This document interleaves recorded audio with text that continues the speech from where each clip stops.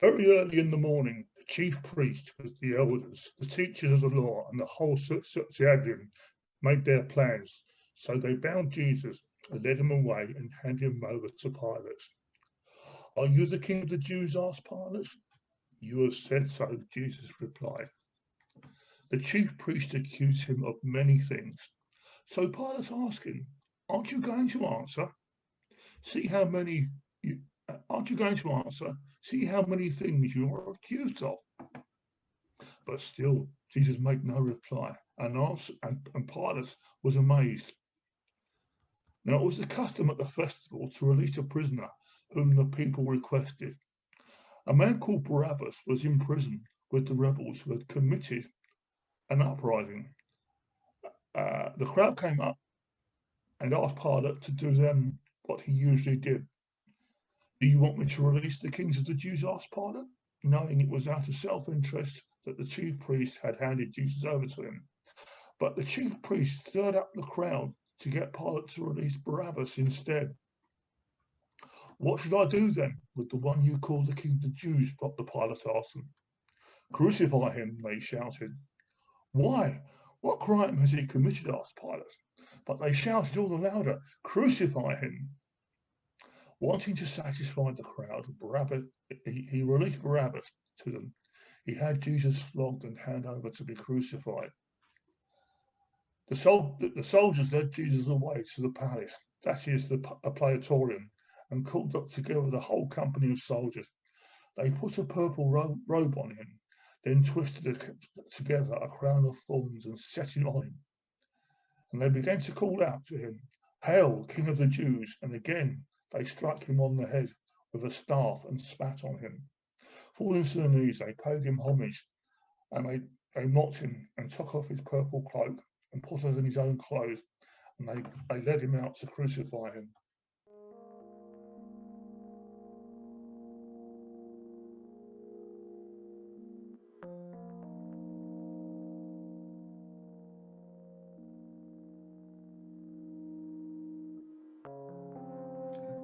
So many of you know that painting is one of my hobbies. I really enjoy painting just for the purpose of relaxing. And one thing that makes a painting really, really good is contrast.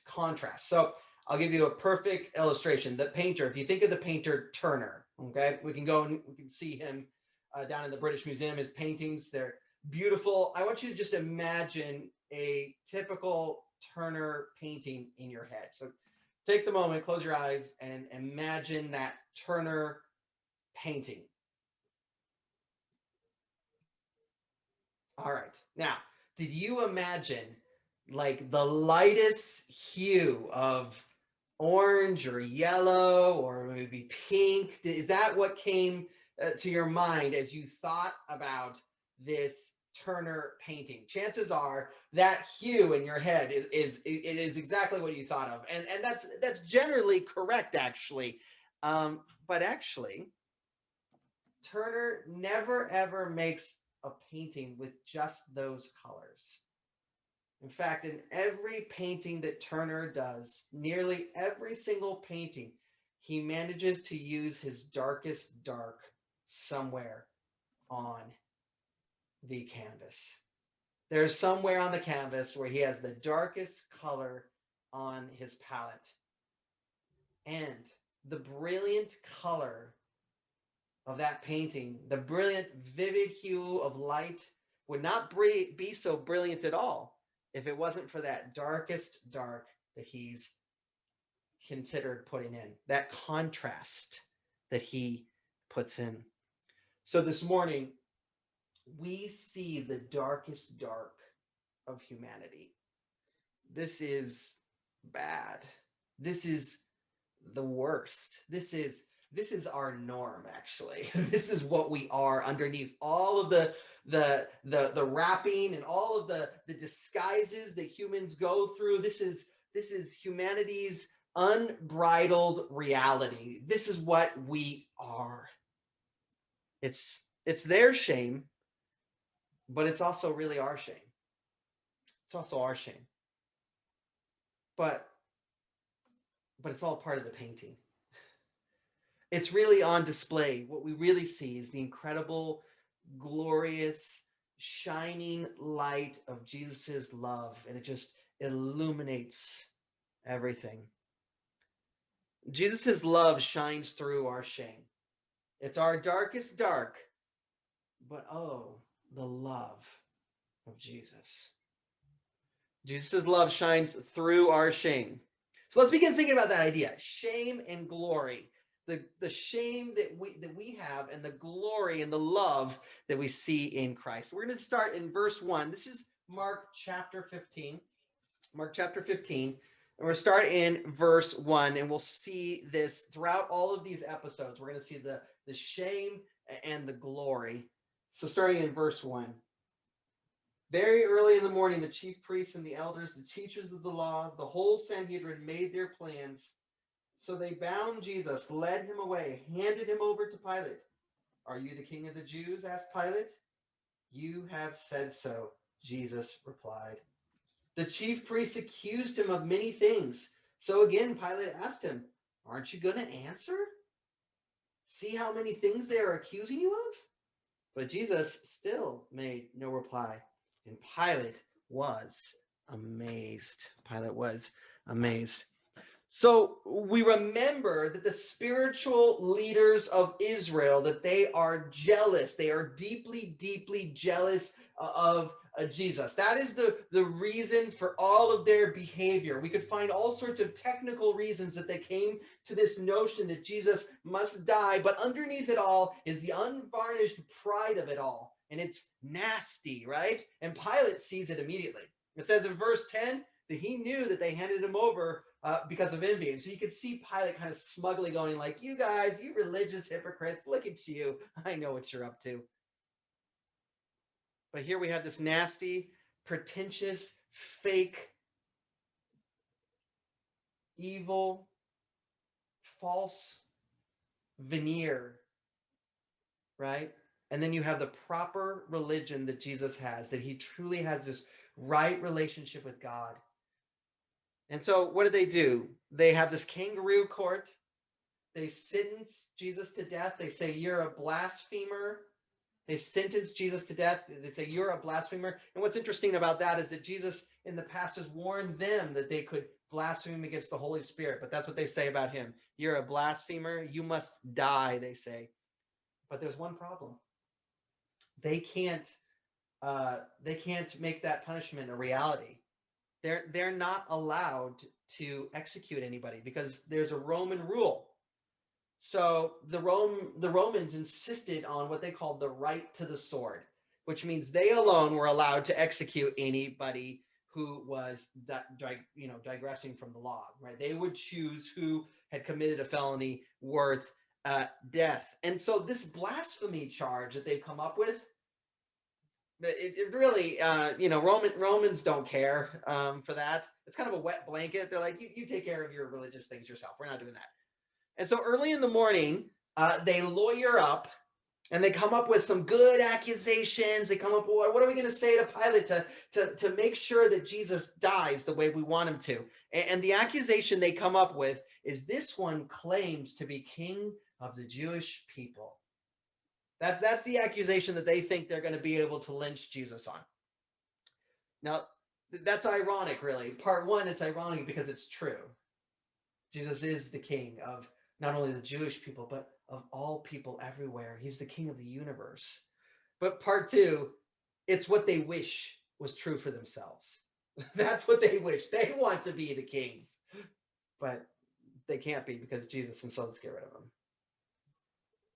Now, Pilate is nothing more than a glorified warlord. That's his job. He has one job to do, and that is to keep people paying their taxes and to make sure they're not revolting. Keep them paying, don't let them revolt. That is all that he does. And as I said in the little handout that I sent along, he will have tried thousands of cases before. And they all go the same way. But so here, what's being claimed is that Jesus is some sort of rival king to Caesar. Caesar was the emperor, but they called him a king. So Jesus is claiming to be a king. Well, what about Caesar? Are you rebelling against Caesar? That's the punch of what they've come up with. And so right to the point, you have Pilate, who's the person with the most authority in Israel, and he's sitting across now from Jesus, who has the most important authority of the universe, but he doesn't know that. But perhaps he's beginning to sense that this is an interesting man. And he says, "So are you the king of the Jews?" But look at the sad irony, and I hope we're not missing this. Those who should be closest to Jesus, closest to God, are the most hostile to him here. It's such a picture that we can be religious as human beings, or if we don't like the word religion anymore, that one's falling out of our of favor. We can be spiritual. We can be a spiritual person, and we're told that if somebody is spiritual, that is good. But look, here you have these very spiritual people, but actually they are incredibly hostile to God. I mean, if we were to imagine this today, we would imagine that it would be like the Pope and all of the people that surround him deciding that they're going to kill somebody that is just one of those do-gooders. We don't like him. It's like, what? But you're supposed to love God. And that's the point. We can be pious and yet even truly awful. And this is kind of human nature. Worship the God of love, and yet here they're driven to murder. We're capable of that. We're duplicitous. We can practice religious duplicity. And what we're going to see here is it all goes down to pride, right? And every person in this story besides Jesus is just absolutely taken over by pride. They're just taken over by pride. So that's what we're like. That's what we're like. We're not innocent of that either. We have pride in our own hearts. But look at how Jesus' love shines through that. So Pilate says, "Are you the king of the Jews?" And Jesus says, "You say so." And that response indicates, well, yes, in some way what you have said is true, but not in the way that you're thinking of it. You need to think about this, think this through. And so I just want you to imagine Pilate has had these thousands of cases where people come in, right? And you've got the prosecutor, and the prosecutor sits there and says, "You need to kill this man. He's done this and this and this and this and this." And then the defendant gets up and he says, "They're totally wrong. I didn't do any of those things they're claiming I did." And now he's seen something that he's never ever seen before. He's seen the prosecution is going after this man, but the man is completely serene. He's not answering. He's not giving his own side of the story. He's not doing any of those things, and he's never, ever seen anything like it. He's astonished. And in this moment, we learn who the real king of Israel is. It's not Pilate. It's this man. Well, why did Jesus do that? Well, as we've said before, anything that Jesus says, other than the words he said here, are going to get him set free. If he had opened his mouth and said, there's no basis to this at all, Pilate's going to say, "I know there isn't. I know all about this already. Just go free." But because he will not speak, he will not open the door to his own freedom, because he's determined to go to the cross. And at this point, his determination to go to the cross is really enduring. He's enduring the pain that he's going through. He has every opportunity to turn away from that, to walk out the doors, to say, "No, let's let this stop." But he will not take it. Now, many of you will have gone to the Tower of London. And at the Tower of London, there is the dungeon portion of it with the torture devices. Those torture devices are not just a curiosity. They're intended to get something for the torturer. out of the person who's being tortured. And so what happens is they bring you in, you see this horrible thing, they strap you into it, okay, they start torturing you, it's really horrible, but you know, that's not going to go on forever. They kind of stop about halfway through and they go, well, this could continue, friend, or this could end. If you'll just say what we'd like you to say, this is all over. And if the person who's being tortured says no, what happens? They bring out the worst torture device. Okay, you don't want that one? Here's another one. And then what happens? They get tortured for a while, then they stop and they say, well, are you ready to talk? No? They get out a worse torture device. They increase the pain and increase the pain and increase the pain until the person says, okay, fine, I'll just tell you this and then I know I'm going to die anyway. And Jesus refuses to get out of the pain. His endurance is remarkable. And his endurance is love. If Jesus doesn't do this, then the people who are going after Jesus, they'll continue to just be like that for all time. And unless Jesus dies for us, we'll never change. And so he endures and endures and endures until he dies upon that cross for us.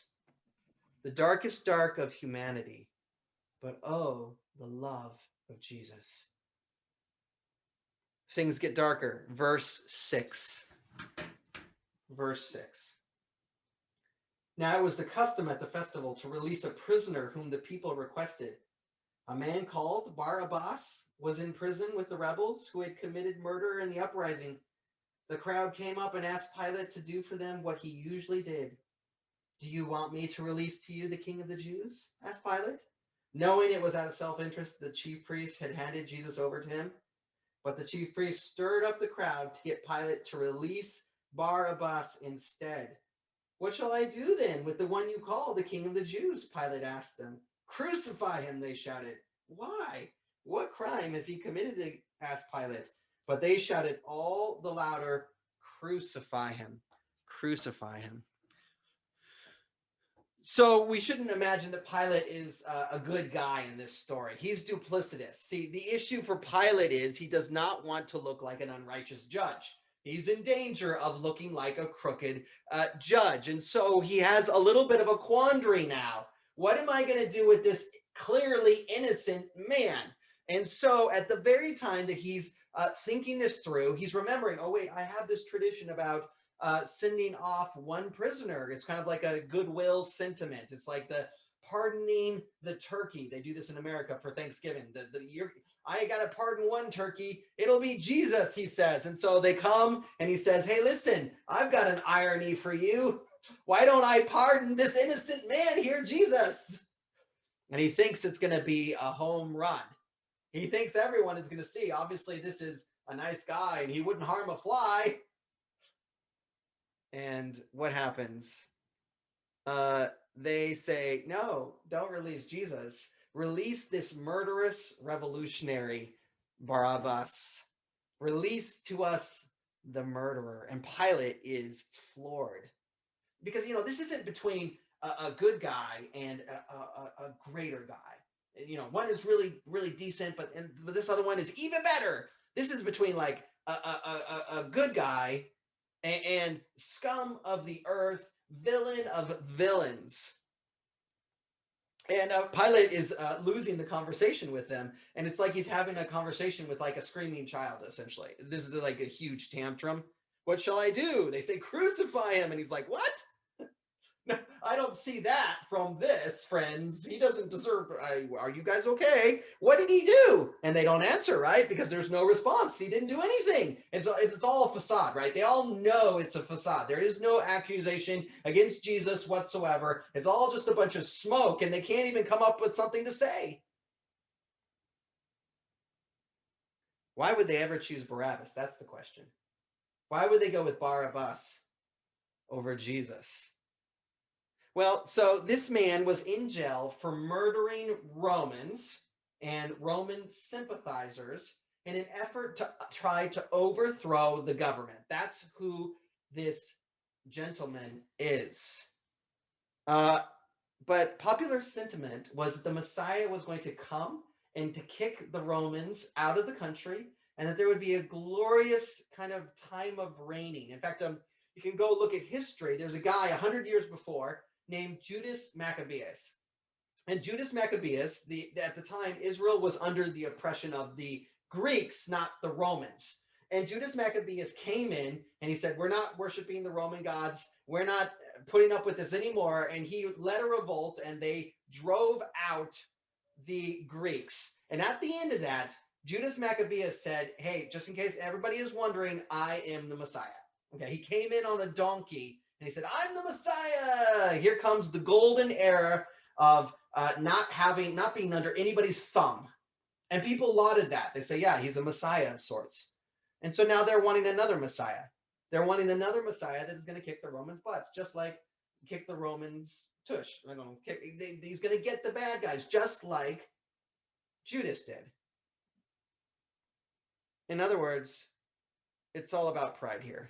They want a Messiah who says, you're the good guys, and you're justified, and these are the bad guys, and they're out of here because you're so good.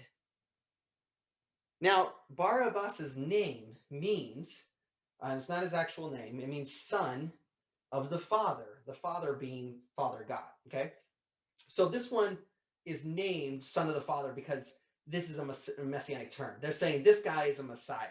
So this particular person that's about to be released, not only was he part of the insurrection, but he was kind of like the figurehead.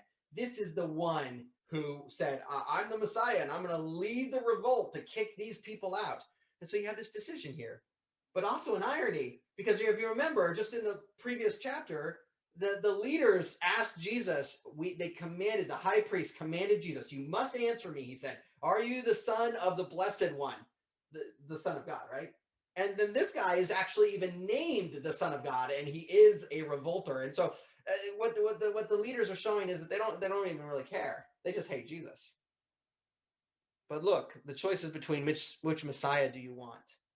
Do you want the Messiah that will justify you? Or do you want the Messiah that will tell you you have a huge sin problem and that you need help? No one chooses that second Messiah at first. And nobody wants to choose the Messiah that reveals the most darkest things about us. The things that if people were told some of the things that have gone on in our head, some of the worst things that were done, we're pretty sure they wouldn't want to have anything to do with us.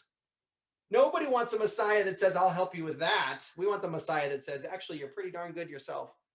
You don't need to do anything. And so the shame is that we would choose Barabbas too. We would choose ourselves. This is still a huge issue today. Wait, what drives people away from Jesus today? Well, there's lots of things, but one of the things that drives people away is that they do not want to say, yeah, I'm a broken person. I haven't done good enough, and that somebody would have to die for me. That's offensive to them.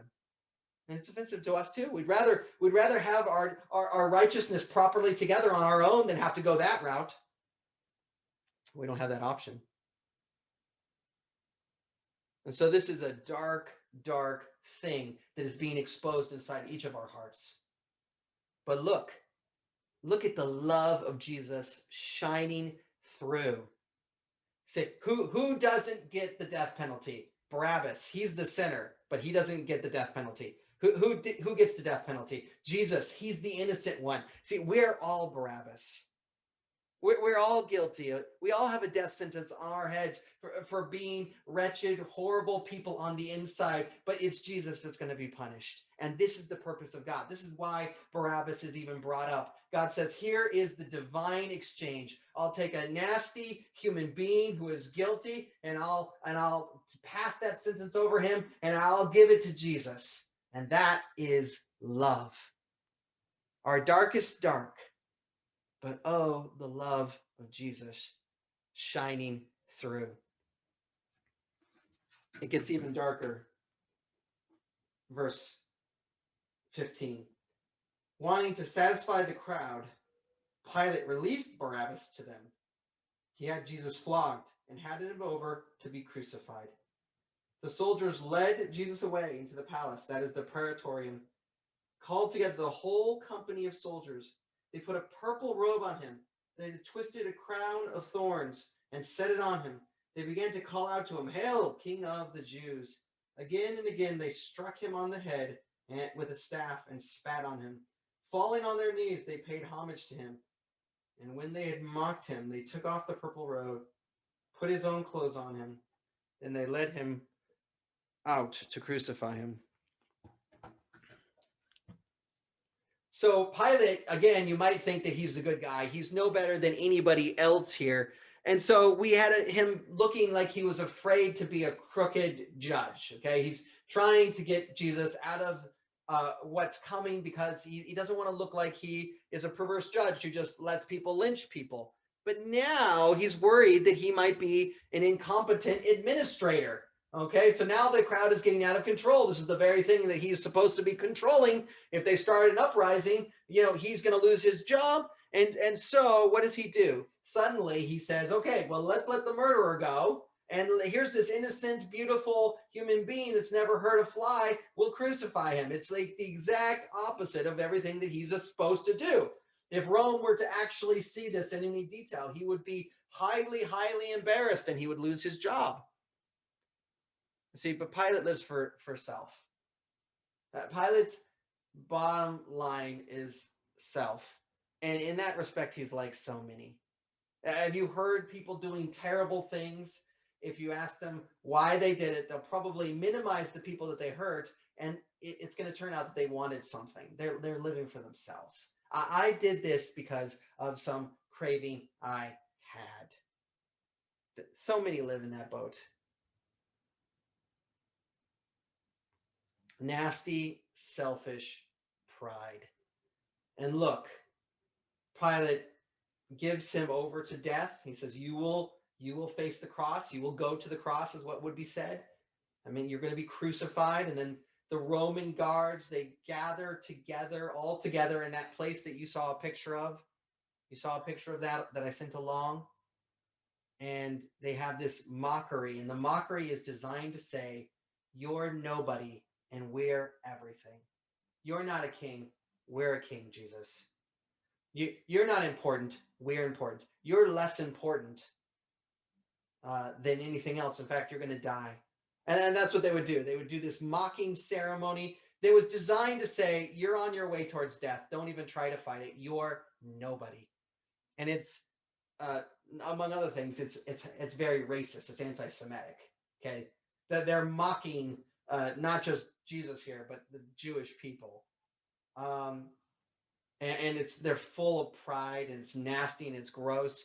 Just to point this out, we ourselves are having this time of reflection about racism in our own country, because we have systematic racism level, government level. The way we operate has been racist towards people of color for far too long. And so we're not so far from this. And racism is about pride. It says, I'm important and these people are not as important. It all goes down to this nasty, ugly pride. And that's what the Romans have here towards the Jewish people. It says nasty and it's gross. And it's just common to humans. It's just the way people are. That we naturally assume things should go well for us. And who cares about others?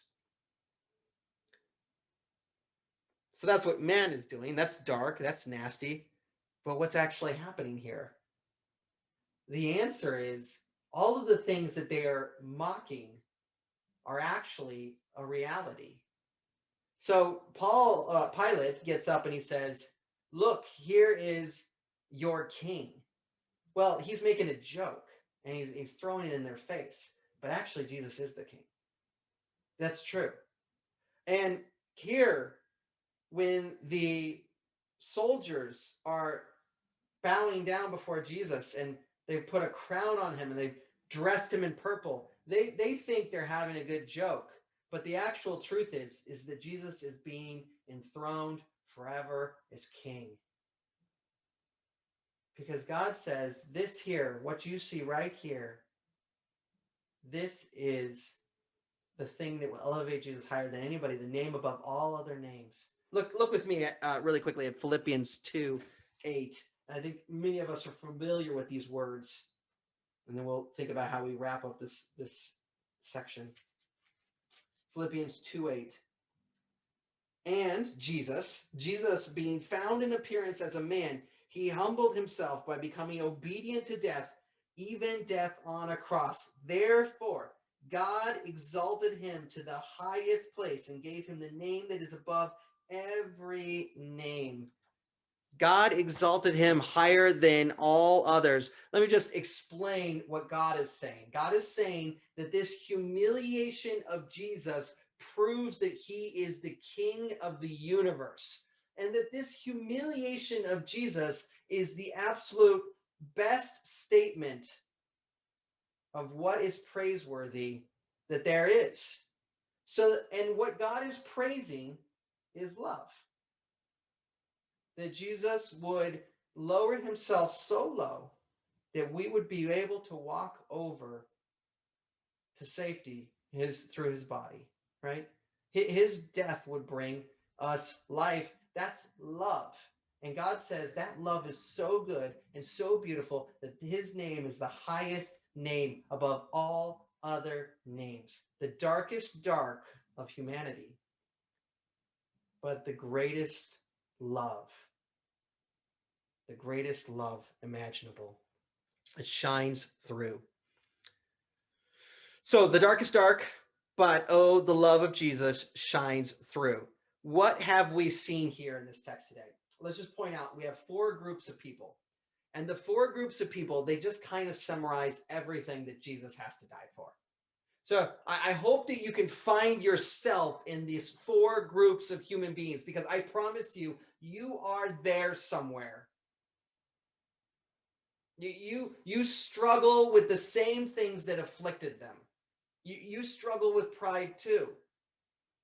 You may not be beating somebody to death, and hopefully you never will, but you have the latent seed that leads to that. And we've all acted in pride. We've all been racist. We've all neglected someone who's been kind. We've all been jealous and envious of other people who are more righteous than us. These things are not just theoretical, they are ours. Their shame is our shame. I knew a pastor who once gave a sermon. In the sermon, he asked the question, who is responsible for Jesus's death? And he answered, well, no one. No one, because it was God's plan. That's what he said. It's God's plan. And my response to that, that's convenient. It's all of our faults. It's all our fault. Because we suffer from the same things that afflicted them. We're the reason that Jesus had to go to die. And if he doesn't go to die, we'll never change. So see yourself in this scene, because you're the reason, and I'm the reason, and we're all the reason. So what should we do? So only those that will acknowledge that they're sinners, acknowledge their shame, can avail themselves of the remedy that Christ offers. So we got to be honest that we don't have it together, that we are sinners, that we need a savior. What do I want for you from this sermon? I want us to weep tears of joy that Jesus would die for us, and plainly let us confess that truly we were worthy to receive the punishment he took. Let's weep tears of joy at the light, to know that Jesus is covering our darkness. But hey, we have darkness. We need forgiveness. We need to be set free. If you are not forgiven, you are not with Christ, and you are not a Christian. If you haven't confessed to Jesus, if you haven't said, I am the man or the woman for which you came to die, and I'm sorry for the things that I've done, you don't belong to him. And I would encourage you to do that today, because it turns out that you are that person. You have problems. You're a sinner. If you were in this crowd, you wouldn't be the one person that makes the difference. You would go right along.